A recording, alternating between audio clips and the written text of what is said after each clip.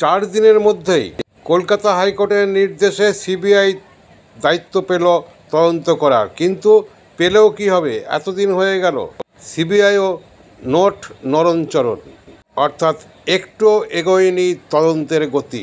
এমনকি প্রিন্সিপালও গ্রেপ্তার হলো না। তড়িঘড়ি কলকাতা পুলিশের থেকে চলে গেল সিবিআই তদন্তে। আবার কি হাইকোর্টের বা সুপ্রিম কোর্টের নির্দেশে সিআইডি সিবিআই যৌথভাবে এই তদন্ত করার সুযোগ পাবে?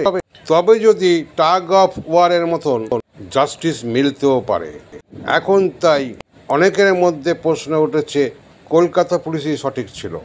দিকে দিকে এই স্লোগান কিন্তু ক্রমশ জোরদার হচ্ছে যে সিবিআই কোথায়? সিবিআই অন্যান্য কেসগুলোর মতন এটাও কি ব্যর্থ হবে? পাবলিক চায় না ধামাচাপা পড়ুক, তাই কলকাতা পুলিশের হাতেই বা সিআইডির হাতে ফিরে আসুক তদন্তের ভার। অনেকের মতে 4 দিন কেন, 3 দিনের মধ্যে হয়তো আরও 2-3 জন অ্যারেস্ট হতে পারে। কেন?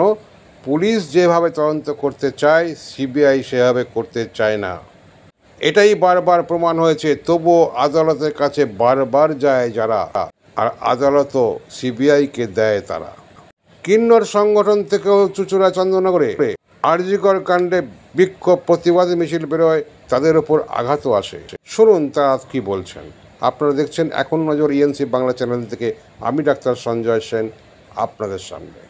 আমরা একটু অন্যরকম, দু চোখ দিয়েই দেখি।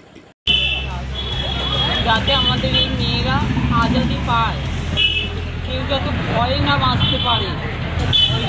সবাই কেউ সেফ নেই, বলো না, কেউ তো সেফ নেই, তাহলে আমাদের মেয়েরা যে রাস্তায় বেরোবে, কি ভরসায় বেরোবে?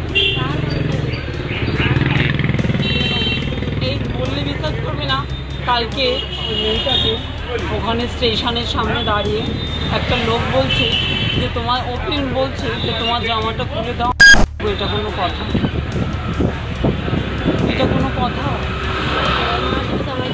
থানায় জানায়নি আপনারা? অবশ্যই, হ্যাঁ, থানায় জানিয়েছি।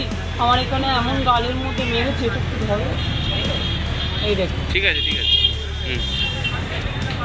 আমাকে এমনভাবে ঘুষি মেরেছে, যেহেতু আমি প্রতিবাদ করতে গেছি। প্রতিবাদ করতে যাওয়াটা অন্যায়?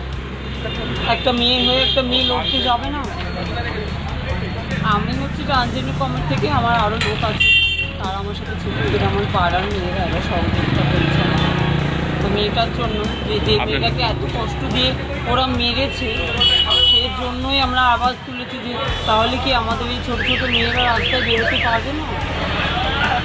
আপনার নামটা? প্রীতি দত্ত। প্রীতি দত্ত।